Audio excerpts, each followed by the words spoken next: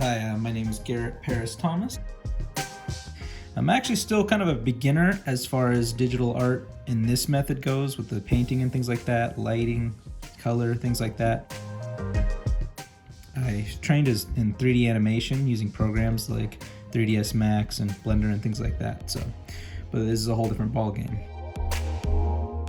I'm going to do my best to show you what I'm doing here. I'm still kind of a beginner, so you know, I don't have a lot of experience here to teach, but people were putting requests in for me to show how I did these paintings over photos that I've been doing. Anyways, here is one of my favorite ones. It's a real easy one, I think, to use. Lighting is the key. So here's the trick, is the lighting is clear right there. It's bright right there, a clear cut line between the light and the dark, which I'm gonna use. I liked this here because you'll see later, it's another way to add depth and make it look like, you know, your object. There's already an object right here, so adding another object, I can pretty much just steal the lighting that's going on there.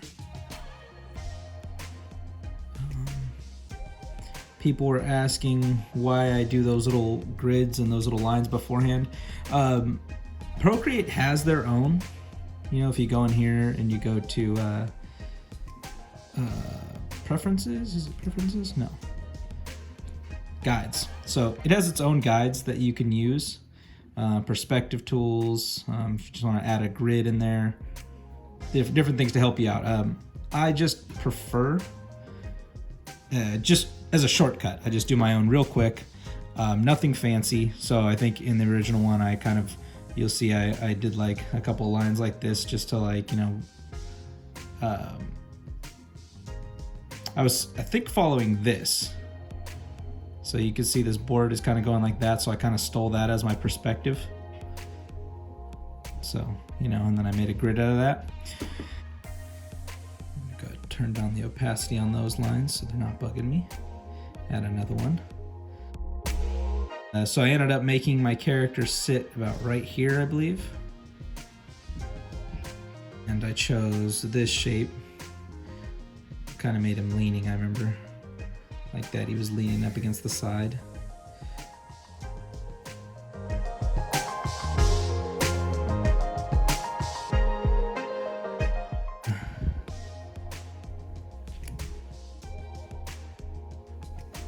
Made like a leg here.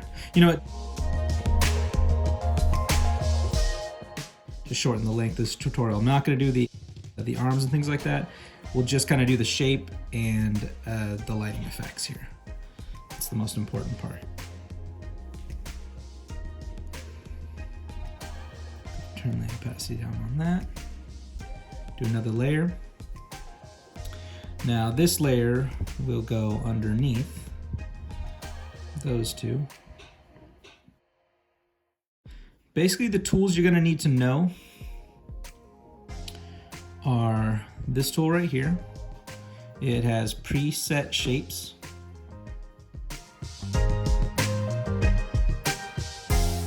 So for instance, if I were to make a circle and then drag and drop the color in there. And then you want to click your layers button, turn on alpha lock. And let's say I go to a light color here. Flat brush. It's the main tool I use to paint with. I can turn off the selection tool because it's set to alpha lock. And when I went up here and I clicked here and I went to alpha lock, it will not draw outside of that circle now.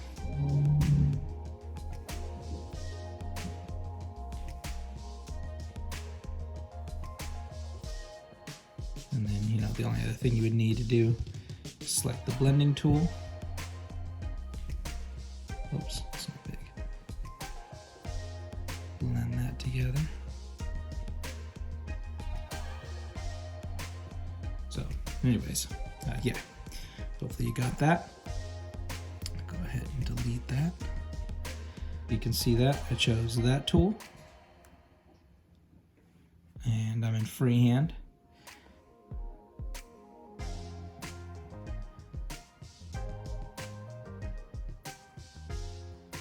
Real crude, nothing too fancy here. And then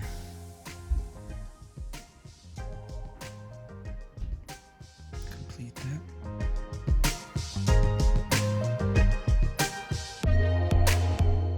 You can either choose your own color like I just did, drag and drop that, or if you wanted to, you could cheat, which I do a lot right now just because I'm still learning color and light, and just steal the color from in here. I'm actually in the picture.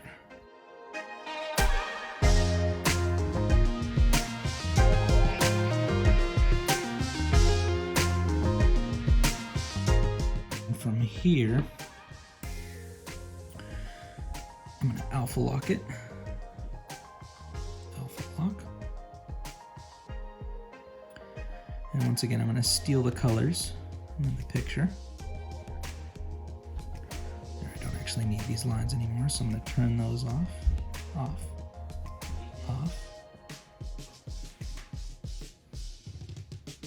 And like I said, I use the flat brush tool.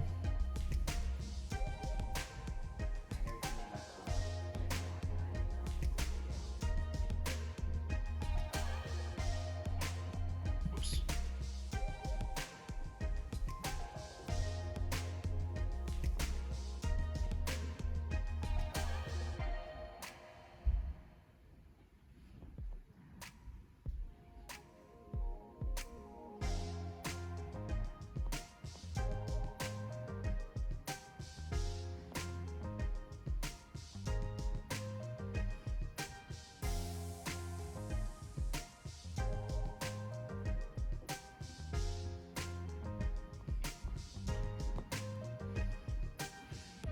To the blending tool.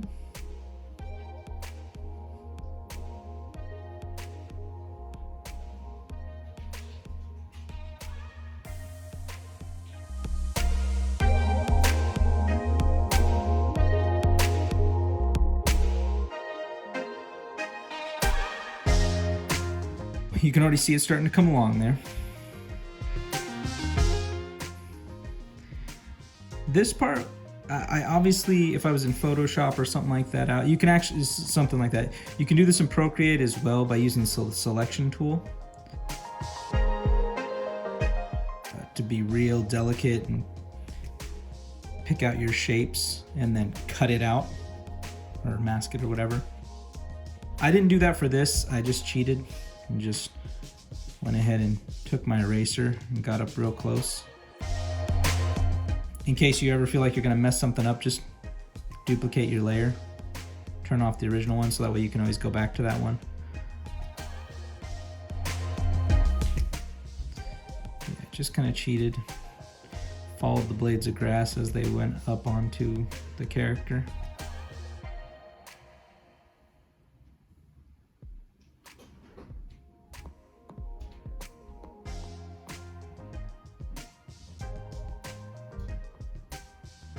I think if I remember correctly, I even turned the opacity down on my character so I could see the blades of grass underneath, and then I followed them with the eraser.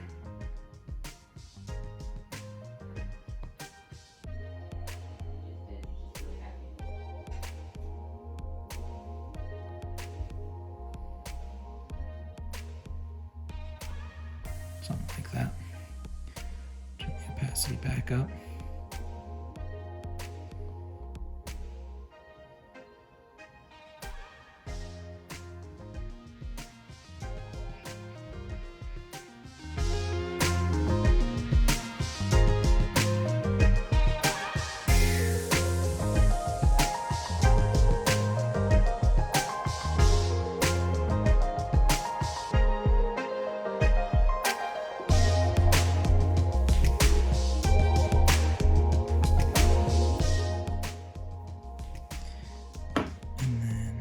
I forgot if this is still alpha locked. Yes, it is.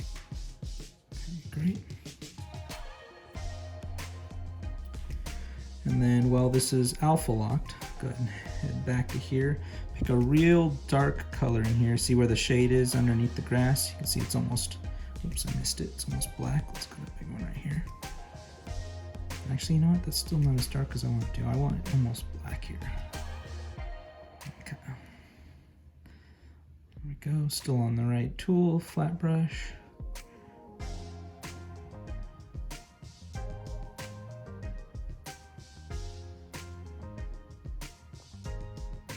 Oops.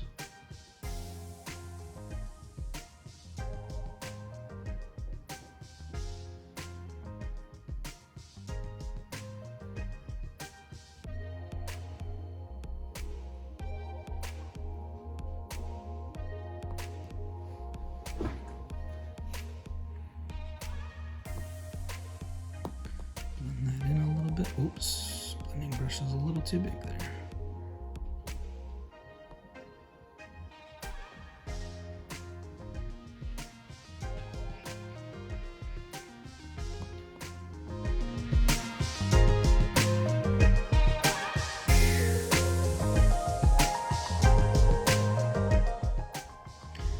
I actually still need to go a bit darker here.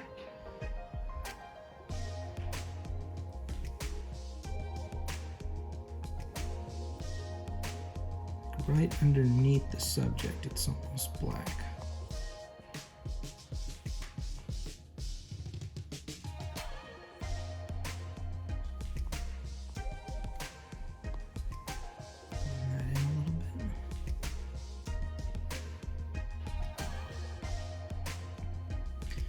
And then, fun part, so this is where you go all the way on the very first photo layer, add a new layer on top, and this is where you shade behind.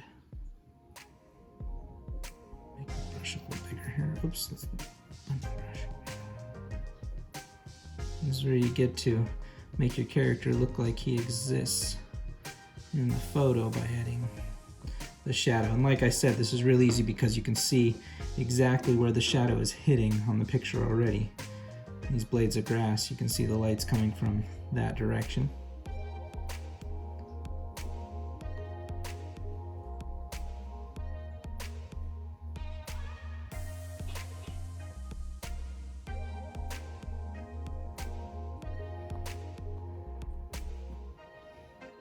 So he already looks like he exists in that picture.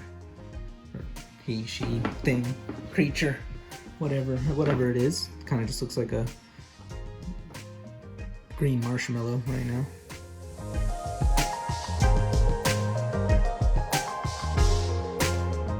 I'm gonna darken it back here too a little bit here.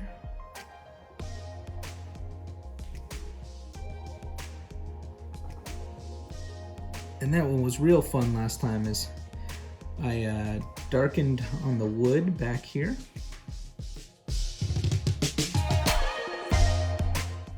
Gave him that depth there on the wood.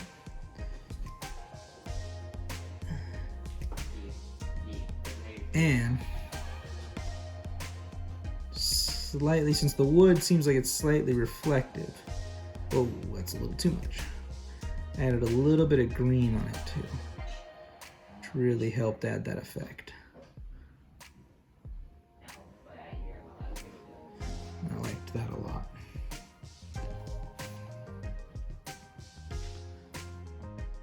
So back to here. Let's do another layer on top. Now, for making the hair, I don't exactly remember, besides the short hairbrush over here in touch-ups, short hair. I know I used that, but I used one other brush prior to that, and I just don't remember which one it was. I believe it was painting. It was something like, I wonder if it was dry brush. Let's see what that looks like here. I think that was it. Yeah, I think it was dry brush. Yeah. Okay, so I started here. I'd never done this fur kind of hair look before. So I started here and just doing things like that, trying to get it to kind of look like tufts of hair.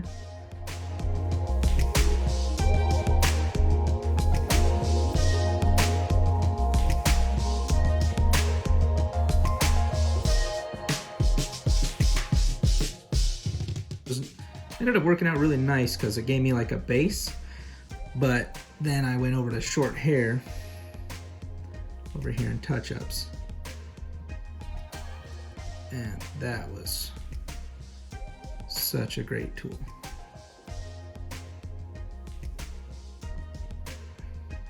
Oops. Okay.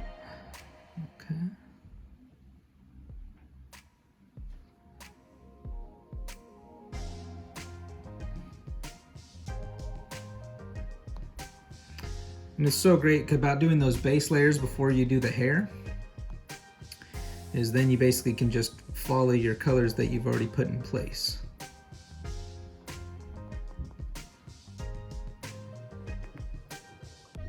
Oh, oops.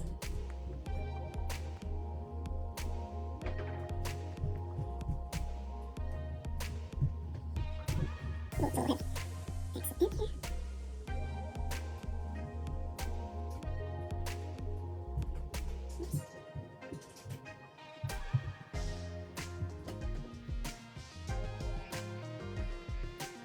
So you get it as it starts to come together there.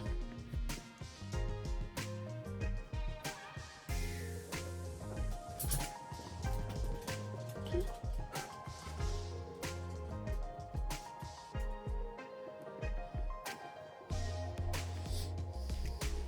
Maybe I went a little too dark right there. So, whoops. So lighten that back up.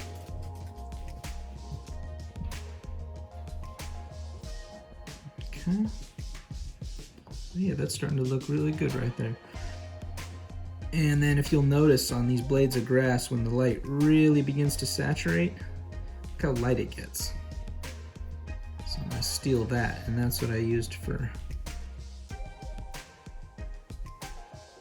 these hairs that are on the outside, just taking all the light. It's, I think it's called subsurface scatter. The light travels through it.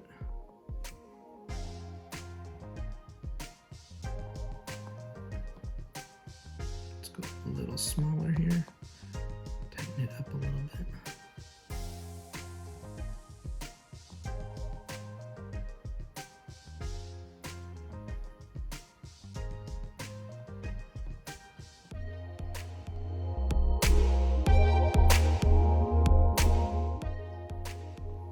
I think I even did some up here too.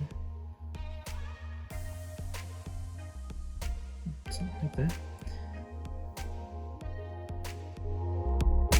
That was pretty much the whole process besides adding the arms. And then I think at some point I in my original one, the guy's holding I wanted to make him look even more like he was in the scene, so I gave him this little whatever plant type of weed or plant that is. And I did that just by going to this layer and then just grabbing that. And then down here is settings, duplicate. And then when you hit duplicate, it puts it on a new layer for you. And I just moved that over, put it in the position I wanted him to hold it in. And like I said, if I was using Photoshop or something else, I would have been a little more exact, but once again, I just kind of cheated and just erased what I didn't want.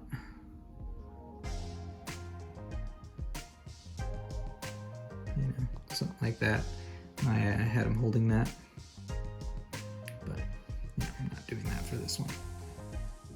Delete that.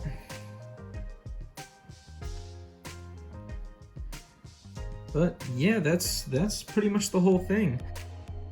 At that point, you can add whatever kind of details you want. For the eyes, if I'm trying to save time, I'll just, oops.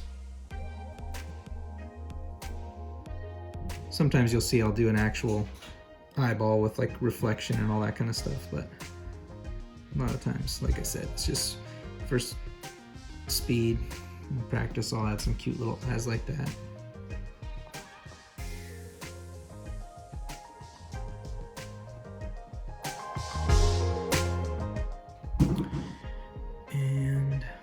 I got for you. I don't think I'm missing anything. I think that was the whole effect I did. Like I said, this is my very first time trying to do a tutorial on this, so hopefully this helps everyone in how to do this method, and I'll hopefully make some more of these, get better at it and describing what I'm doing here, and just get better at my methods in general. Yeah, thanks for joining me on this journey here. All right, thanks a lot, guys.